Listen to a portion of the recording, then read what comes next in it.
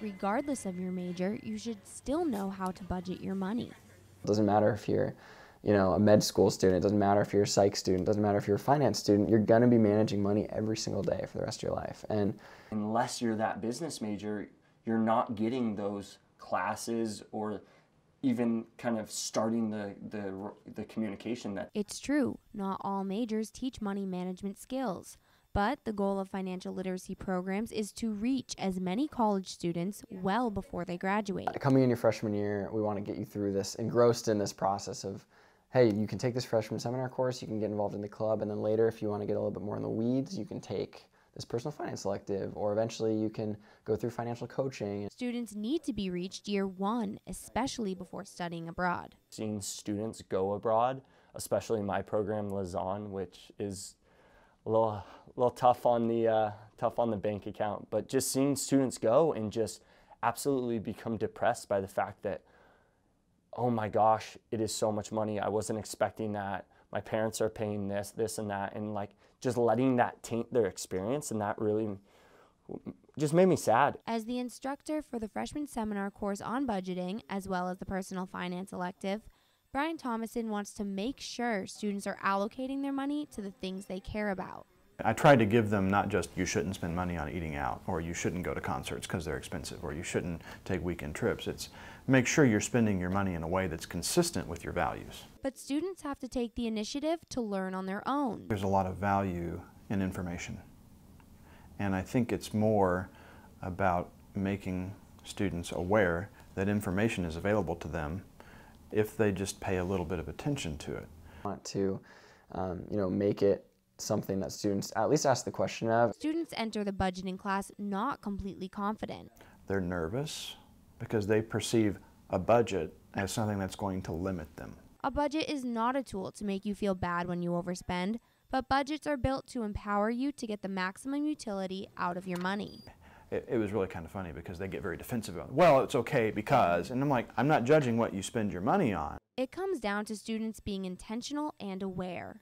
Yeah, I don't want everybody to become an accountant and walk around with little notepads going, oh my gosh, I spent 64 cents on gum and there was $8.99 on sushi at Nature's Edge. But if they kind of go, wow, that was an expensive lunch and I really just needed a bowl of soup. That would have been $2 instead of $9, and then I would have had $7 to go to a movie tonight. Now they're making better decisions. Students have to learn how to manage their finances independent of their parents. I'm sure they'd love to just do that for me, but I wanted to do it by myself and really figure out how to become independent in college and do things on my own. Thomason offers practical ways students can be savvy with their money. Get in the habit of saving money now and save consistently. It doesn't have to be much. If it's $5 out of every paycheck, just begin building the habit of putting aside a little bit of everything that you earn. And universities are seeing a big push for peer-on-peer advising. Budgeting is a very personal process, but students need to learn how to ask the right questions while they're still in school. This is an individual experience, but there's also practical foundational facts that you need to be kind of considering while you're going through that process.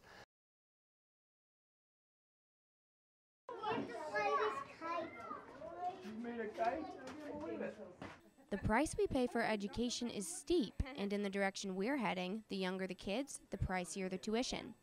Some schools suggest that we are creating a bigger gap between high income and low income at 3 years old. You don't want that split. You don't want that economic have and have not, if you can avoid it. And schools aren't the only ones that notice. Parents feel it too. There's a tremendous gap, and then what do?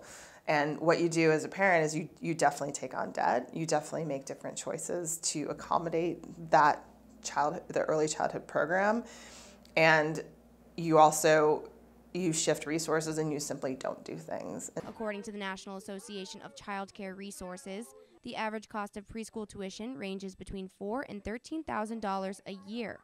The cost of tuition at Malibu Presbyterian Nursery School is $975 5 days a week, which is a bargain compared to other nearby schools such as Muse in Calabasas, which costs roughly $18,000 a year. It may surprise you to learn that all of this money isn't going anywhere out of the ordinary. We want to have a highly qualified staff. We need to pay our teachers well, because one of the problems in early childhood is lower paid teachers usually mean lower quality. Parents used to save for college, but now parents have to stretch financially so much earlier to pay for preschool. They can't afford to have a stay-at-home mom or a stay-at-home dad and the other parent working. Most families need 2 incomes. So it's tough. One solution to combat high pre-K prices is to use the state's current preschool fund for all kids. So it's become, the funding is actually trending earlier and earlier. So early childhood is a big, hot investment right now. It's not realistic for 2 working parents to keep their young child at home for long. But parents, don't worry, your children won't be as behind as society says. Both financially and social emotionally, I think we push it down too far. Knowing that sickness or injury can happen at any time of the day, Malibu residents understand the distance that stands between them and immediate health care. You know, I think when you move out to Malibu, you're aware that, okay, I'm not really close by a hospital, and it's just something that you have to deal with. But when Malibuites do need urgent care, there is one facility available. There definitely are limitations given the small community, and high operating costs just being in Malibu. In Malibu, you are at a distance from many high trauma medical services. Although the clinic is open 365 days a year, the medical center does close down at 7 during the weekdays, 8 in the summertime, which leaves Malibuites stranded late at night when most emergencies happen. So when you can't get to urgent care, where do you go? The 2 nearest hospitals are Los Robles and UCLA Santa Monica Hospital, 21 and 13 miles away from urgent care respectively.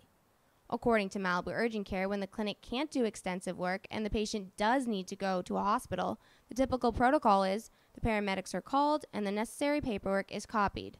Calabasas resident Bryn Henderson appreciates that the clinic accommodates her medical needs.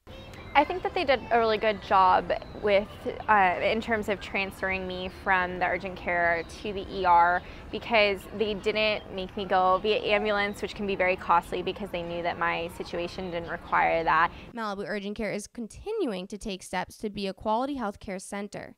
Just last year, the clinic received the donation of a $30,000 ultrasound machine, one that you would find in any hospital ER.